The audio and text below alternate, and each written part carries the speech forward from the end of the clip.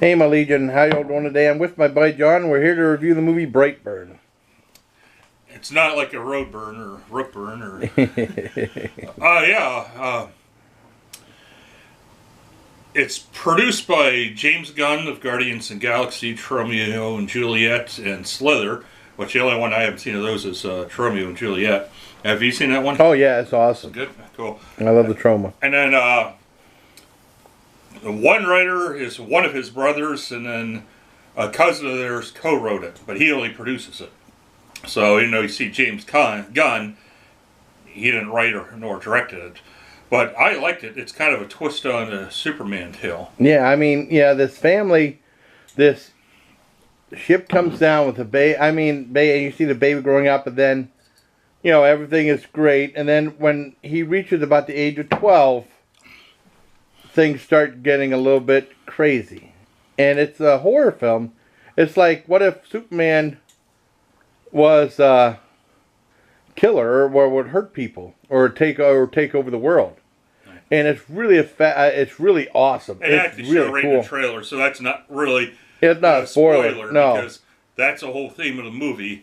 And I haven't read a lot of Superman, but there has been like where he gets exposed to, I think, red kryptonite's what makes him go crazy and stuff like that. So there has been a precedent. So it's kind of interesting because Warner has all the movie rights for the DC, but this is by Sony. Yeah. So even if you watch the very first trailer they released, it really parallels a Superman story. But the movie has a little bit, but then it takes it's a little bit different. But it even takes place in Kansas. Brightburn, Kansas is named. That's where they get the name Brightburn, because that's a town that takes place in a farm. His parents are farmers, but yeah, it's really worth it. I wanted to see it. It's only been out a couple of weeks, and I want to see it this weekend because with all the bigger movies like Godzilla and stuff, it's probably not going to last long because I don't think that many people have heard of it. Because I was showing people at work like a few months ago, like, have you seen the Brightburn? No. I was like, oh, you got to watch this. And people will see the trailers and one scene, they're like, oh, everyone's reaction is like, holy crap, what's going on here? Yeah, it's really cool. And we saw Alex, and Alex was on my live stream last night. I talked to him, Simon Calvin, and it was, Calvin Hobbs. And it was really cool. I mean, it's like, the acting is great all around, and then the 12-year-old kid that was killing people, because it turned into like a slasher film. Right. But you know who the kid is, but he has superpowers, so and he's a good actor. I mean, no spoiler who the killer is. Just like Visiting Hours, right away you knew it was the great Michael Ironsides of the killer, and you see, I mean, he's kind of like you see who he really is, as a regular person, just like Joe Spinell in Maniac or a couple other people I can't remember. And it has some good cast too, like the parents, Elizabeth Banks, who. She's a comedian that's been a comedic actor, has been a lot of stuff. And the guy who plays her husband was in the series The Office. His character starts out dating Pam, the receptionist, who in real life was married to James Gunn. But they've been divorced for a while now. Yeah. And so is there a connection? And like guy who plays like the kid's uncle, he was in the series Breaking Bad. Yeah. So, they have a decent cast, too. It was good. Yeah, it's definitely worth watching, but I think it's kind of smaller. I don't know how much publicity it's gotten now. Of course, this is the type of shit I'm into, so stuff like this comes up in my YouTube feed. Oh, yeah, this was... like that.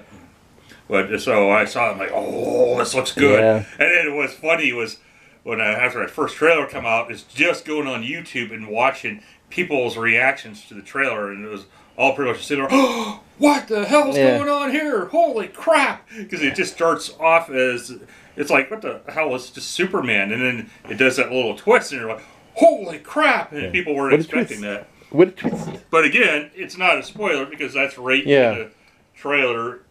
It's the way it's advertised and everything. But you just have to watch it to see how it, and will he defeat him? Will he be stopped or what? How does he get stopped?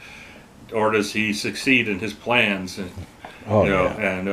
it's definitely worth checking out. Yeah. But again, it might not last long in the theaters, so you might have to watch for Amazon Prime. Yeah, like Overlord. Netflix or something like that. Like Overlord. It had some wonderful gore in it. A wonderful. I mean, I really liked it. There was a scene where he starts chewing his fork while he's eating, and then you see like the fork, game, and then like, oh man, that's hurting my teeth watching that, Especially if you have like fillings, you're probably thinking Oh about, God! Oh God! Imagine that rubbing on your fillings. Oh God, that'd be horrible. Everyone's tearing off your video because they're like, yeah. Don't make me think about that. Yeah, or like they had a part where he was starting up the lawnmower, he couldn't get started, and he just threw it. That's something I'd do. I couldn't throw it that far though. I get pissed. Yeah. Like especially with the arthritis. Then if I got pulled started a few times, it's like, oh God. Yeah, but they had like a scene where like that reminded me of the old video on Joe Rogan's video where they had like he used to have a video show. I think it was Joe Rogan or something a long time ago, and they had like this guy starting a chainsaw, and he started, and then he just grabbed the chain and just threw it. He looked just like my dad. Dad said that was something he'd do. But I mean, this was an awesome movie. I mean, I loved it. I mean, it really gets going. I mean, it's never a dull moment. It's really fascinating. Yeah, it doesn't take long for it to get into the action. A lot of critics hate it, but don't listen to the fans. Like that's what we do. We go to like IMDb, see what their rating is by the fans, or Metacritic, or Rotten Tomatoes. We look at what the fans think. Yeah. Because sometimes, if you have a critic that you like what they like, then yeah, like if you like the stuff that me and Jason like, you might like it. But just critics in general, it's like, well, they might hate these type of movies. They might hate horror movies or supernatural movies or superhero movies. Yeah, I remember all the S's. Well, I remember Real Talk. They had Jeffrey Lyne. They said, "Yeah, I always feel. Sometimes I feel like a horror film every 6 months, once every 6 months and stuff like that. Watch horror movies all the time." Yeah. But I mean, it was really cool. If you want to see a slasher movie with a kid, if Superman is a slasher movie as a kid, that's what it is, and it's wonderful. I give it full on 10 out of 10. And there's credit scenes, not at the very end, but the song at the end is really cool. And there's a cameo. I can't tell the cameo will spoil it. It's not Stan Lee though. No. No, that wouldn't be Stan Lee. No, that'd be more DC based of a Superman. Yeah. But I love the movie, and I give it 4 on 10. It's awesome. If you want a good gory slasher film with someone like Superman, definitely check it out. Yeah, it's like you see all these dark superhero movies, but this is dark twisted. Oh yeah, it's awesome. So I guess that's it. So until next time, all the acting's good. It helps that the kid's a good actor. Yeah. If the kid was a bad actor, it probably would have been not very good. Yeah. So until next time, everybody, please take care, my legion. From me and my buddy John.